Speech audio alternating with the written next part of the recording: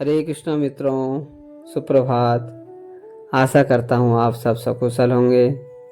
आज एकादशी है और आज सुबह सुबह हमारे कुछ स्टूडेंट्स के साथ वृंदावन परिक्रमा के लिए जाएंगे। चलिए बच्चों से मिलवाते हैं।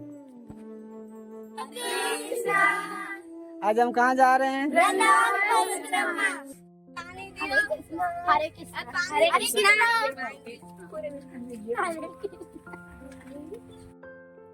वृंदावन धाम को प्रणाम करते हुए हम सभी ने बराह घाट से परिक्रमा स्टार्ट किया और यहीं पर आकर समाप्त करेंगे। इससे पंचकोसी परिक्रमा कहते हैं। ये लगभग 15 किलोमीटर का है। परिक्रमा मार्ग में कुछ विदेशी भक्त भगवत भक्ति करते हुए मिले जो हरिनाम प्रचार कर रहे हैं। आज के दिन हरिनाम संकीर्तन का विशेष महत्व है।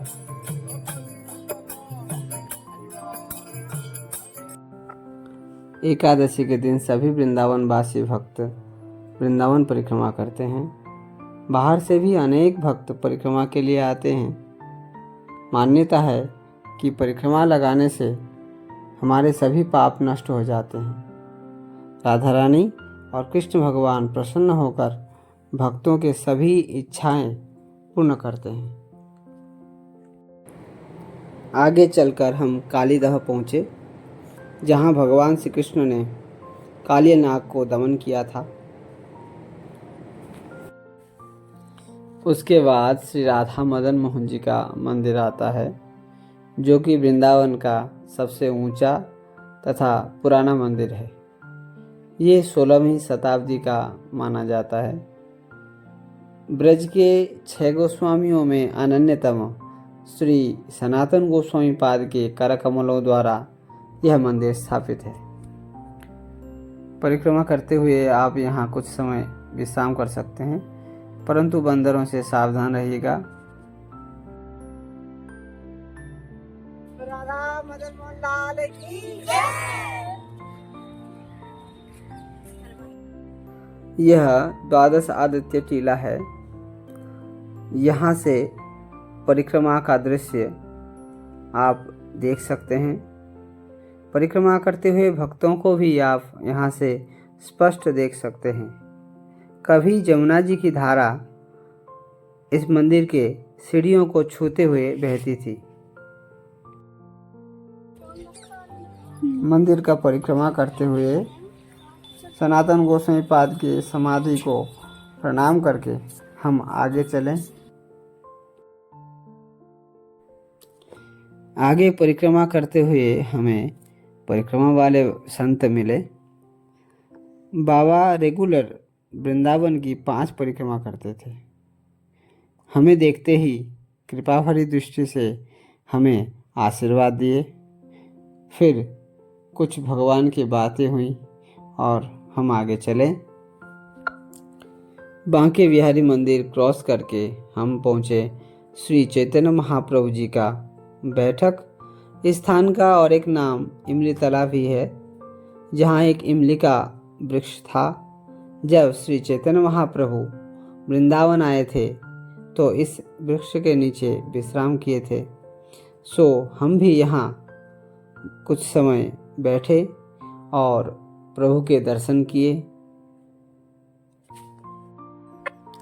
हमें यहाँ गौ माता का विशेष सेवा देखने को मिला, सो हम भी कुछ देर यहाँ आनंद किए।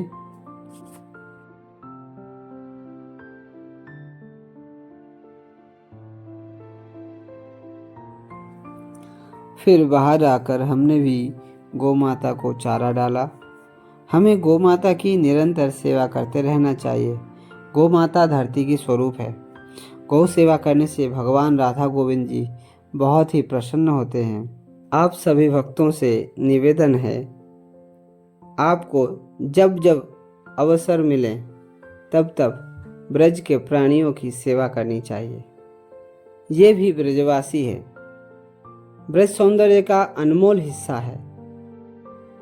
इनकी सेवा ब्रज की सेवा, जैसे गाय को चारा सेवा करना, बंदरों को खाना देना, पंछियों का भोजन आदि आपसे जितना हो सके ब्रज के प्राणियों का सेवा करिए। यह चीर घाट है। यहाँ भगवान श्री कृष्ण गोपियों का वस्त्र चुराकर इस पेड़ पर बैठे थे।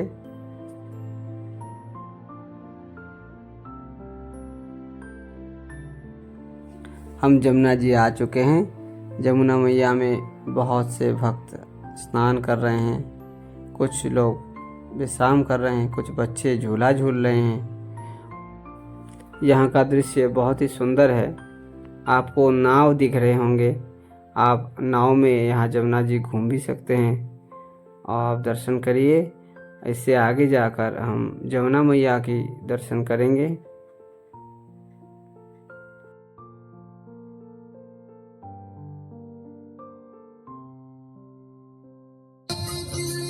भरता नहीं देखता ही रहूं, दिल करता यही।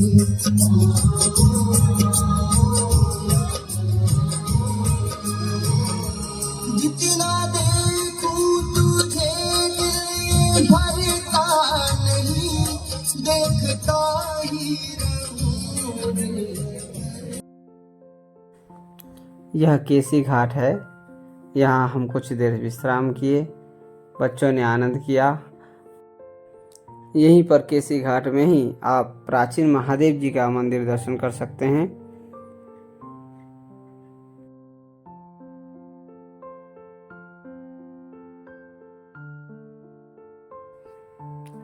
आगे चल के बच्चों के मनोरंजन के लिए थोड़ा उन्हें झूला झुलाए।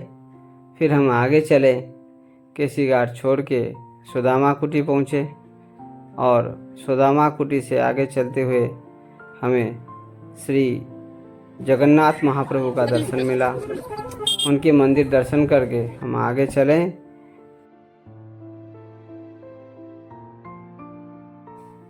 परिक्रमा करते हुए हमें श्री राधा कृष्ण युगल जोड़ी सरकार के दर्शन प्राप्त हुआ। यहाँ प्रणाम करते हुए फिर हम आगे के रास्ता तय किए।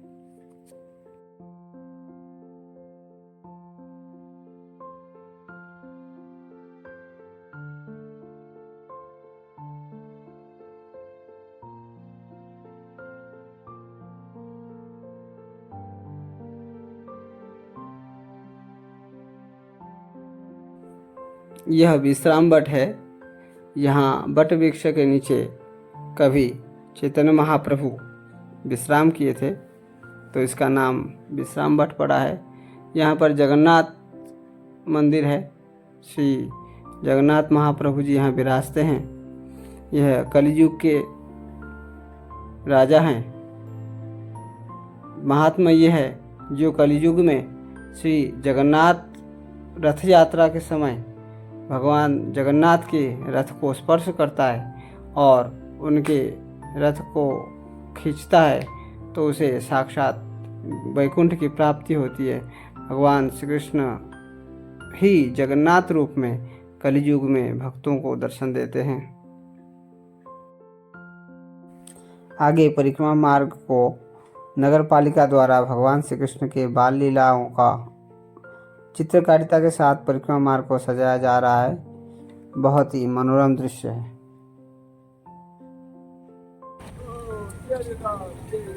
आप इस विदेशी संत को देखिए, जो विदेश छोड़कर हमारे भारतवर्ष भारतीय संस्कृति को अपनाकर यहाँ भजन करते हुए अपने जीवन के अमूल्य समय को व्यतीत कर रहे हैं।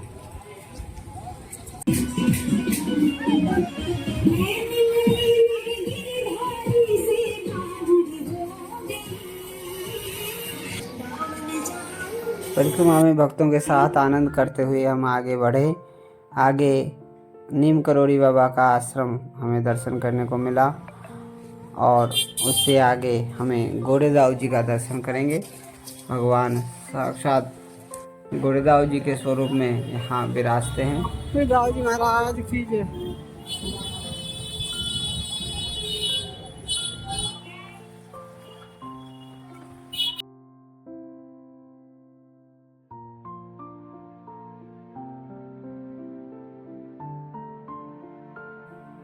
आगे परिक्रमा मार्ग में गिरिराज महाराज विराजते हैं। भक्तों का इनका दर्शन करते हुए गिरिराज परिक्रमा का भी हमें यहाँ फल प्राप्त हो जाता है। यह टल्ला चुंगी है। हम यहाँ से पहुँचते हैं। वृंदावन का मनोरम दृश्य देखिए। आज भी कुंज लताओं में वृंदावन की पशु पक्षी खेलते विचरते रहते हैं। आगे हम परिक्रमा में चलेंगे। आगे यहाँ से हम परिक्रमा में आगे चलें। यह मिथिला कुंज है। यहाँ निरंतर हरिनाम संकीर्तन होता रहता है। और उससे आगे गौरी गोपाल अनिरुद्धाचार्य जी के यह गौशाला है। यहाँ पर गौ माता के संग हम थोड़ा सा समय अतिबाहित किए।